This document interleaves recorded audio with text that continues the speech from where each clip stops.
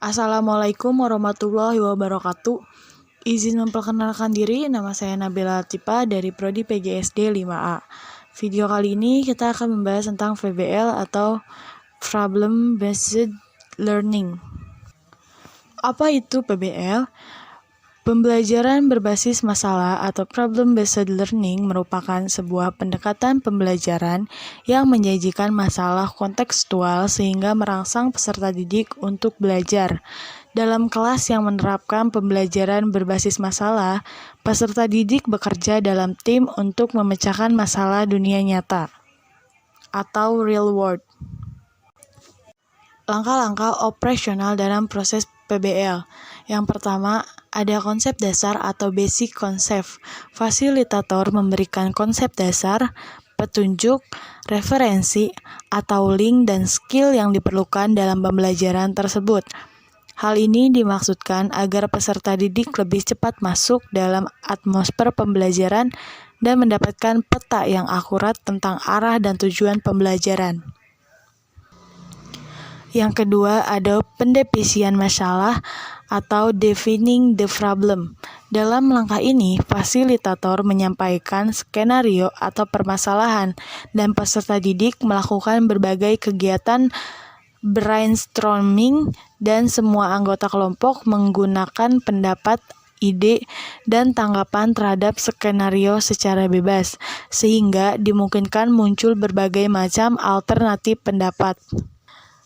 Yang ketiga, ada pembelajaran mandiri atau self-learning. Peserta didik mencari berbagai sumber yang dapat memperjelas isu yang sedang diinvestigasi.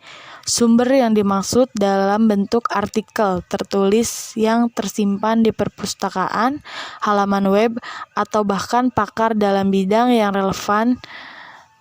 Tahap investigasi memiliki dua tujuan, yaitu agar peserta didik mencari informasi dan mengembangkan pemahaman yang relevan dengan permasalahan yang telah didiskusikan di kelas. Dan informasi dikumpulkan dengan satu tujuan, yaitu dipresentasikan di kelas, dan informasi tersebut haruslah relevan dan dapat dipahami. Yang keempat, ada pertukaran pengetahuan atau exchange knowledge. Yang keempat, ada pertukaran pengetahuan.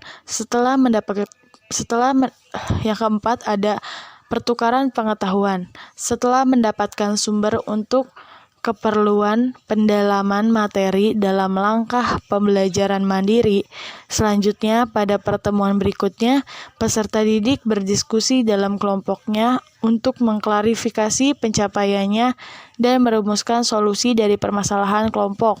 Pertukaran pengetahuan ini dapat dilakukan dengan cara peserta didik berkumpul sesuai kelompok dan fasilitatornya.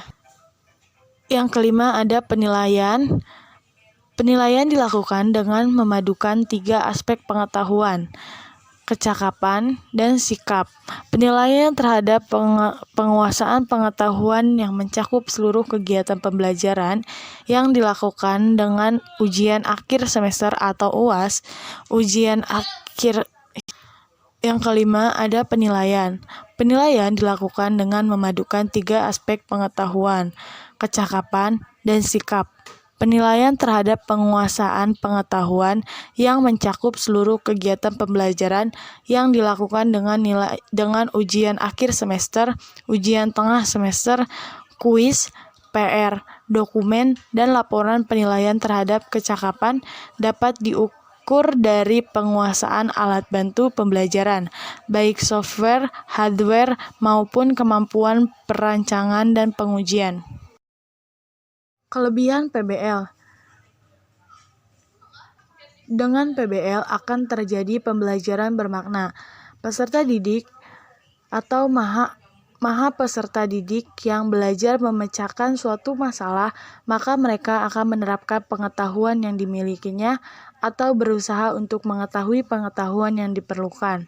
Belajar dapat semakin bermakna dan dapat diperluas ketika peserta didik dan maha peserta didik berhadapan dengan situasi di mana konsep diterapkan. Kelebihan yang kedua, dalam situasi PBL, peserta didik atau maha peserta didik mengintegrasikan pengetahuan dan keterampilan secara simultan dan mengaplikasikannya dalam konteks yang relevan. Dan PBL dapat meningkatkan kemampuan berpikir kritis, menumbuhkan inisiatif peserta didik atau peserta didik dalam bekerja, motivasi internal untuk belajar, dan dapat mengembangkan hubungan interpersonal dalam bekerja kelompok.